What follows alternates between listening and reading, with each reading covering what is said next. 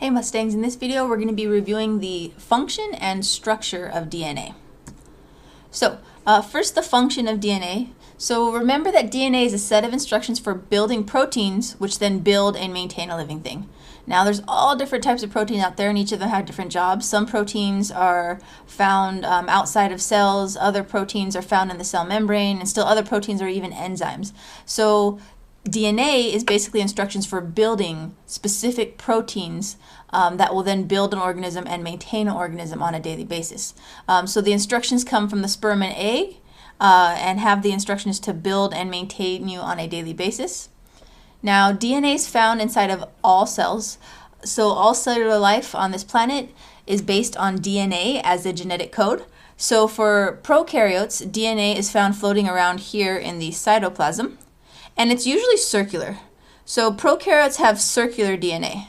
So its main chromosome that's all mixed up here, if you were to actually unravel it, it would actually be a circle. So it has circular DNA. And then it also has plasmids too, which are small pieces of DNA they can pick up from other bacteria. So their DNA is found in circles, and we call these circular chromosomes. And then here, eukaryotes, DNA is found inside the nucleus, and these usually have linear chromosomes. Now, cell differentiation. All cells in an organism have the same DNA instructions. So every cell has the same DNA instructions, but they become different based on what instructions get turned on or off. We call that cell differentiation. So let's say in order to make this heart cell over here, let's say this is an exact copy of DNA instructions here, but in the heart cell, you turn off instructions here, here, and here, and you leave the other instructions on, and that will cause the cell to develop into a heart cell. But in this other one, in another cell, you turn off instructions here, here, and here, and you wind up with the cell turning into a neuron instead, developing into a neuron. So cell differentiation is just focusing on the fact that all cells have the same DNA instructions, but different parts of the instructions get turned on or off. And more specifically, we call those parts genes. So different genes get turned on or off. Now, basic DNA structure.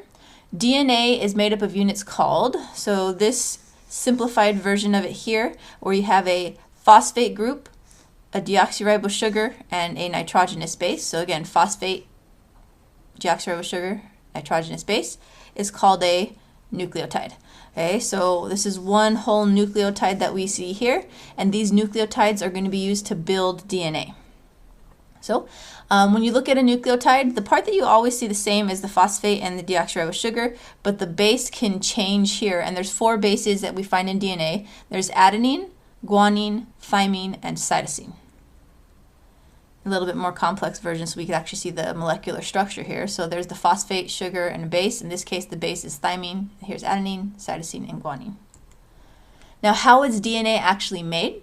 This goes back to looking at macromolecules. So in order to build DNA, which is a macromolecule, its dehydration synthesis is used to covalently bond this nucleotide to this nucleotide here. So that's the covalent bond here. So dehydration synthesis, where hydrogen will be removed from one part and OH group, a hydroxyl group will be removed from another, and that will release water in the process, and you've actually built a strand of DNA. So when you connect a whole bunch of nucleotides together like this, you have a strand. This isn't a DNA molecule yet though, this is just a strand of DNA. Again, a little bit more complex version.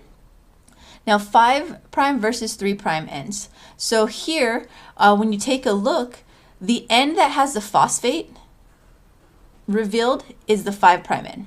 So here's the 5' end. The other end that doesn't have the phosphate is known as the 3' end. That is key for understanding what goes on during replication and also transcription. So understanding 5' end is the one that has the phosphate, 3' end is the one that does not.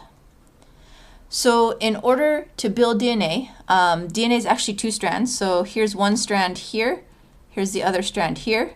And while a strand is covalently bonded together to make the strand, in the middle between the 2 strands, what holds them together is hydrogen bonds. So hydrogen bonds hold the 2 strands together there.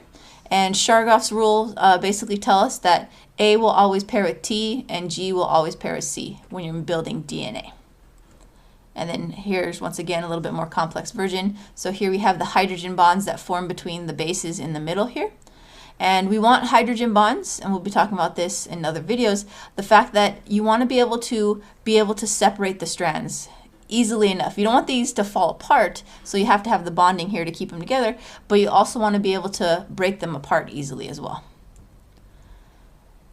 Now, when you take a look at the two strands, they roam around each other, they roll around each other like this to form a double helix, and it's due to those hydrogen bonds in the middle that cause the double helix to form. The double helix is known as being anti-parallel, because if we take a closer look here, on one strand you have 5' end, 3' end. On the other strand, it runs opposite, 5' to 3' end. So this is why we say this is a anti-parallel double helix. So it's a double helix and it's anti-parallel. 5', 3', this side goes 5' to 3' that way. Now, we know about this, we know about the shape of DNA due to work by several scientists, most notably Rosalind Franklin. Rosalind Franklin took an X-ray diffraction picture, and from this picture, it doesn't seem like much, but from this picture, this is how we knew it was a double helix. There were other hypotheses that it was a triple helix, it had 3 strands, you know, stuff like that, but this picture right here with this unique shape that we see confirmed that it was in fact a double helix. Plus, also from this picture, scientists were able to determine the size of the DNA molecule of the double helix and how far apart the bases were, all from this simple photo right here.